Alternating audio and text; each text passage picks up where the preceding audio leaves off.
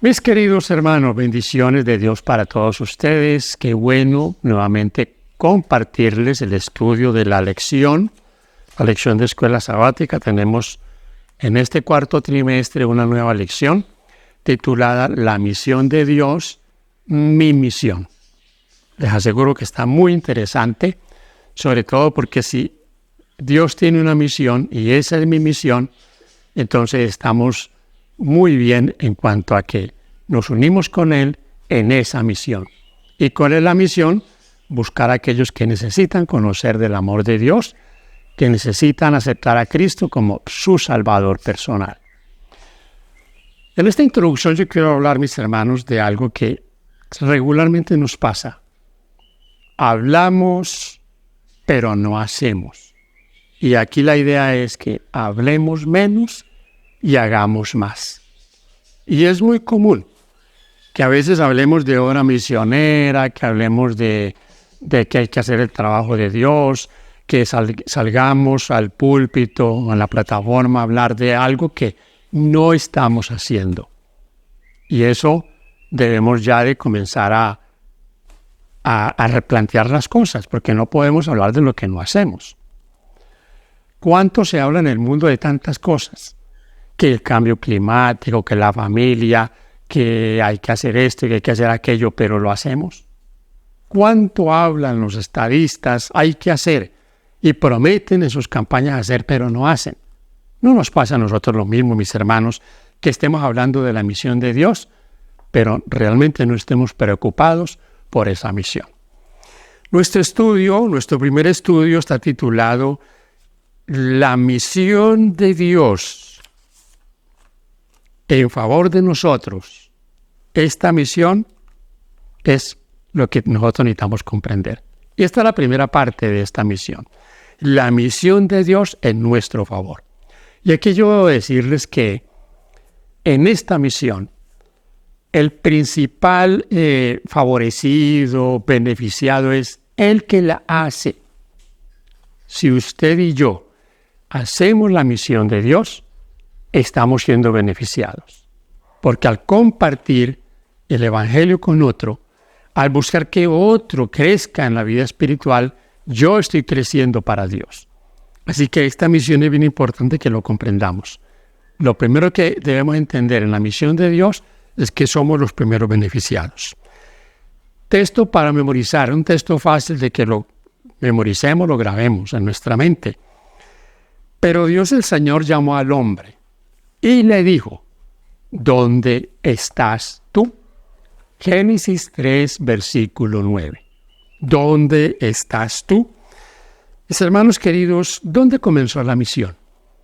La misión comenzó en el cielo. Y yo debo aquí decirlo para que comprendamos que la misión en la tierra y los misioneros en la tierra no son los primeros misioneros.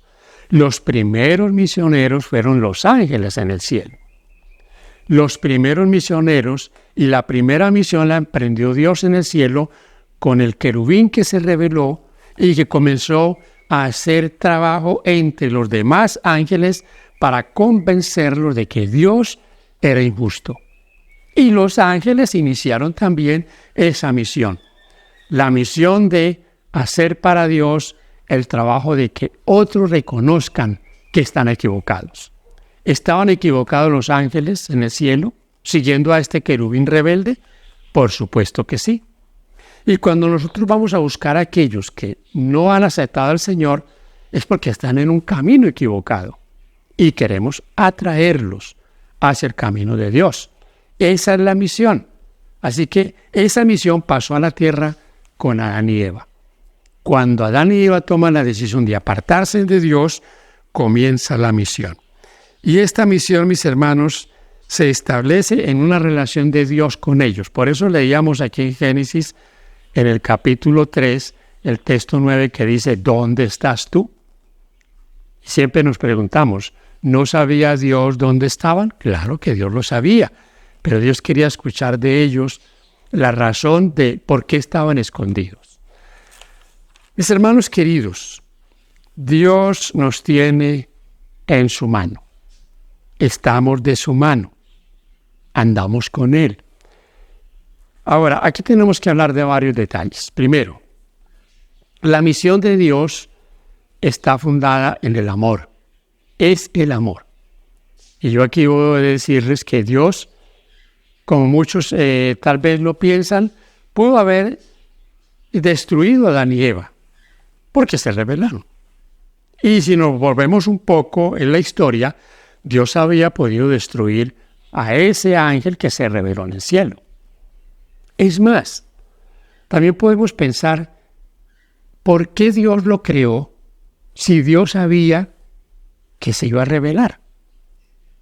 Pero mis hermanos, Dios los creó y creó a los ángeles rebeldes y creó a Adán y Eva porque hay un detalle aquí del cual Dios siempre está atento: la libertad. Y esa libertad también es una libertad que Dios tiene de hacer o de no hacer. Y Dios decidió crear a este querubín aún teniendo conocimiento de que iba a ser un problema. Pero podríamos aquí reflexionar qué hubiera hecho Dios. Mejor Dios dice, no, no, hagamos a este otro, que me va a salir bien. No, mis hermanos. Dios siguió adelante con el plan en la creación. Creó a los querubines, los serafines, a los ángeles. Y hoy estamos en este terrible problema. Pero este problema es porque Dios ha respetado siempre la libertad. Dios pudo haber hecho seres robóticos, seres obedientes. Claro que sí. Y esta es una ilustración que la hemos puesto muchas veces. Como hoy que podemos comprar aves, pajaritos que cantan, que se mueven, caballitos que caminan, perritos que mueven la colita y hacen cositas que nos hacen reír y que no nos van a poner ningún problema. Perritos que no van a ponernos por ahí sus cositas donde nos vamos a ensuciar o no van a orinar los muebles. Gaticos que no van a hacer nada que nos incomode. Dios pudo haber hecho lo mismo, pero no. Dios en su libertad y la libertad que nos ha dado, ha creado todas las cosas. Ahora estamos aquí basándonos en un principio, que es el principio del amor. Dios, aún habiendo Adán y Eva rechazado su invitación a permanecer fieles, los buscó. Yo voy a continuar leyendo lo que dice aquí en Génesis. Voy a leer hasta el versículo 15 del capítulo 3. Y él respondió: oí tu voz en el huerto y tuve miedo, porque estaba desnudo y me escondí. Y Dios le dijo: ¿quién te enseñó que estabas desnudo? ¿Has comido del árbol que yo te mandé que no comieras? Y el hombre respondió: la mujer que me diste por compañera me dio del árbol y yo comí. Entonces Jehová Dios dijo a la mujer: ¿qué es lo que has hecho? Y dijo la mujer: la serpiente me engañó y comí. Y Jehová Dios dijo a la serpiente: por cuanto esto hiciste, maldita serás entre todas las bestias, entre todos los animales del campo. Sobre tu pecho andarás y polvo comerás todos los días de tu vida. Versículo 15. Y pondré enemistad entre ti y la mujer, y entre tu simiente y la simiente suya. Esta te herirá en la cabeza, y tú le herirás en el calcañar. ¿Dónde estás tú? Esta pregunta, mis hermanos, es una pregunta bien interesante. Ya les dije, Dios sabía exactamente dónde estaban. Pero esta pregunta nos la hace el Señor a nosotros. ¿Dónde estoy yo? ¿Dónde estás tú? ¿Qué haces tú? ¿Nos estamos también escondiendo de Dios? Vale la pena esa reflexión. Vale la pena que la meditemos. Dios anhela estar con nosotros. Esto es la lección para el día lunes. Dios anhela estar con nosotros. Hay aquí 3 puntos bien importantes para que nosotros los recapacitemos. Luego Dios le dice a Isaac: yo estaré contigo. Y luego Dios le dice a Jacob, yo estoy contigo. Estas promesas para estos tres patriarcas son promesas para nosotros. El Señor anhela estar con nosotros. Anhela. Usted puede leer estos textos. Génesis 17, 7, 26, 3 y 28, 15. Las tres experiencias de estos tres hombres que Dios les promete estar con ellos. Como se lo prometió a Josué, como se lo ha prometido una y otra vez a todos sus fieles. Dios nos promete a nosotros estar con nosotros. Fíjense, mis hermanos, ese es uno de los principales propósitos de Dios. Y ese fue el principal propósito del santuario allá en el desierto entre Israel. ¿No quería Dios estar con ellos? ¿No dice allí, me harán un santuario y habitaré yo en medio de ellos? Mis hermanos queridos, ¿cómo experimentamos nosotros esta experiencia de que el Señor esté con nosotros? La identidad que tenemos con Él. Vale la pena. Y yo repito esta frase porque, hermanos queridos, no perdamos de vista que Dios quiere estar con nosotros. Cuando usted y yo tenemos esta identidad, entonces andaremos siempre en su presencia. Andaremos siempre en el camino, tomados de la mano de Dios que quiere tenernos de su lado. Ahora pasamos a la lección para el día martes. El Dios que se hizo uno con nosotros. Voy a leer este comentario que me parece muy interesante. El Antiguo Testamento presenta la manera en que el Creador comenzó a implementar un plan mediante un pueblo que debía representar su naturaleza y su propósito ante el mundo. Todo lo que Dios hizo fue conforme a su estrategia misionera. Por medio del profeta Isaías, Dios dijo, yo soy Dios y no hay otro. Nada hay semejante a mí, que anuncio el fin desde el principio. Que digo mis planes se cumplirán y hago todo lo que deseo. Isaías 46, 9 y 10. Sin embargo, en el Nuevo Testamento, el deseo de Dios de estar con la humanidad adquiere una nueva dimensión mediante la encarnación de Cristo. Lo que era solo una promesa en el jardín del Edén, Génesis 3:15, se convierte en realidad. Por eso, mis hermanos, cuando leemos lo que dice el apóstol Juan en su Evangelio, en el capítulo 1, los versículos 14 al 18, podemos darnos cuenta de lo que Él vino a hacer, de lo que Cristo vino a hacer. ¿Qué vino a hacer el Señor? Vino a exaltar, a dar a conocer al Padre Celestial. A dar a conocer. ¿Por qué? Porque había una distorsión entre lo que Dios el Padre es y lo que es el Señor Jesús. Aquí el problema está en que muchos que cuestionan al Padre por algunos actos que están registrados en el Antiguo Testamento, no se dan cuenta que están cuestionando a Jesús, porque fue Jesús, antes de la encarnación, el que llevó a cabo esos actos de juicio. Se los atribuyen al Padre cuando fueron bajo la dirección del Señor Jesús. Por supuesto, en común acuerdo con el Padre Celestial. Así que es una mala interpretación de que Dios es uno y que Jesús es otro en cuanto a lo que hacen. No, mis hermanos, el Señor Jesucristo, el Padre y el Espíritu Santo obran en una perfecta unidad. Así que es muy importante esto, mis hermanos, y aquí volvemos a recalcar lo que el Señor hace por nosotros. Estar con nosotros es algo muy importante en lo que hacemos nosotros al buscar a aquellos que necesitan conocer del Señor. Es nuestra obra para con ellos. Es la obra misionera, un beneficio por los demás. Así que no solo beneficiamos a alguien dándole algo que necesita, material momentáneo. Lo beneficiamos cuando también le damos a conocer estas cosas maravillosas de Dios. ¿Sigue estando Dios con nosotros? Saben, mis hermanos, volviendo un poco a la historia de Israel, Dios tenía un plan con Israel. A través del pueblo de Israel, Dios quería dar a conocer su carácter al mundo. El plan de Dios era que Israel fuera luz para el mundo.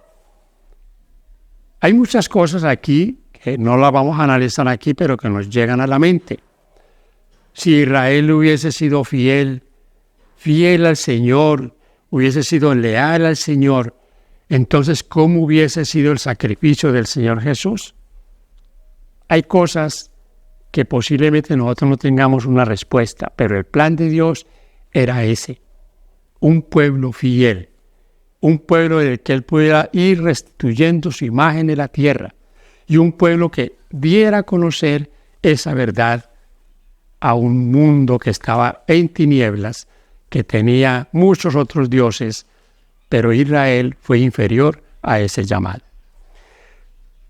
Ahora, mis hermanos, ¿cómo Dios nos da a conocer este propósito hoy? Hay un texto que es un texto muy conocido, un texto que lo aprendemos. Creo que no debería haber un cristiano que no se sepa este texto de memoria. En el capítulo 3 del Evangelio de Juan, el versículo 16. Porque de tal manera amó Dios al mundo, que ha dado a su Hijo unigénito, para que todo aquel que en él crea no se pierda, mas tenga vida eterna. Mis hermanos, ¿eso es suficiente para mi salvación?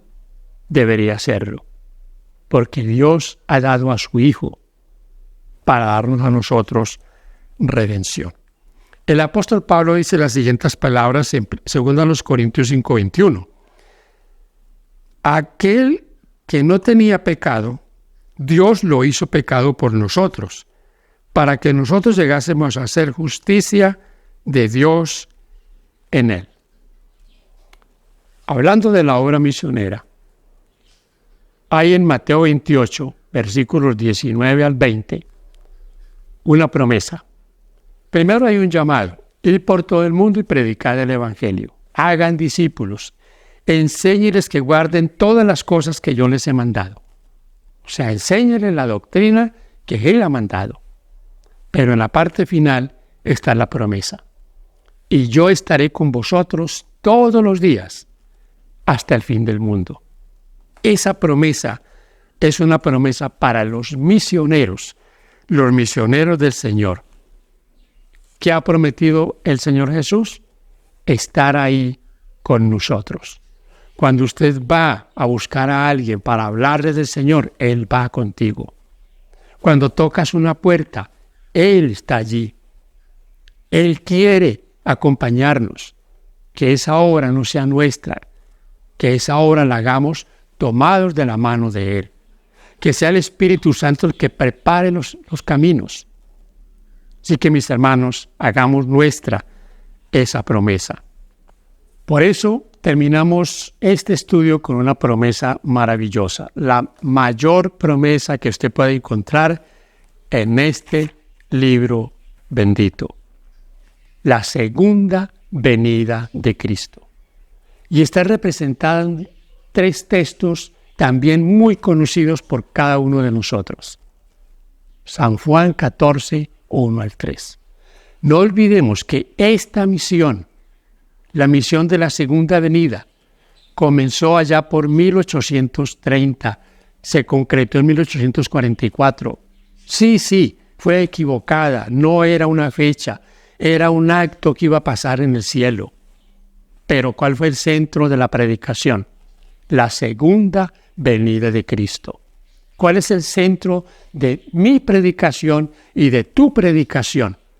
La segunda venida de Cristo. Por eso en los textos de Juan dice: no se turbe vuestro corazón. ¿Creéis en Dios? Creed también en mí. En la casa de mi Padre muchas moradas hay. Si así no fuera, yo os lo hubiera dicho. Voy pues a preparar lugar para vosotros. Y si me fuere y os prepararé el lugar, vendré otra vez y os tomaré a mí mismo, dijo el Señor, para que donde yo estoy, vosotros también estéis. ¡Qué promesa más grande, mis hermanos! ¡Qué promesa más maravillosa! que nosotros podamos comprender que Él vendrá otra vez y vendrá por sus fieles, vendrá por los que con Él han hecho esa labor.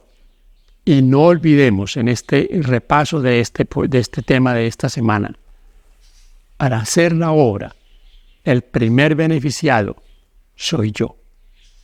¿Por qué? Porque buscando a otros para salvarse, estoy haciendo que Él haga la obra también en mí.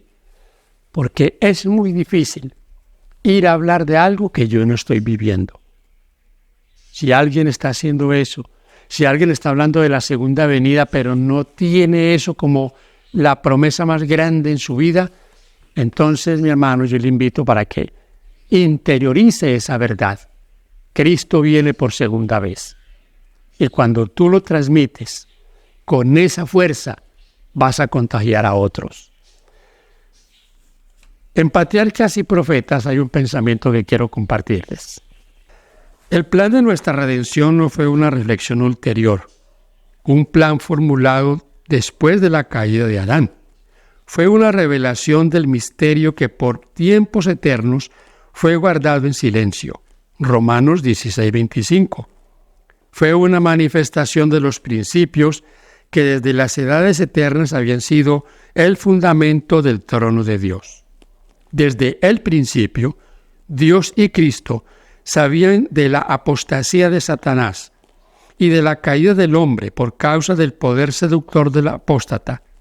Dios no ordenó que el pecado existiese, sino que previó su existencia e hizo provisión para enfrentar la terrible emergencia.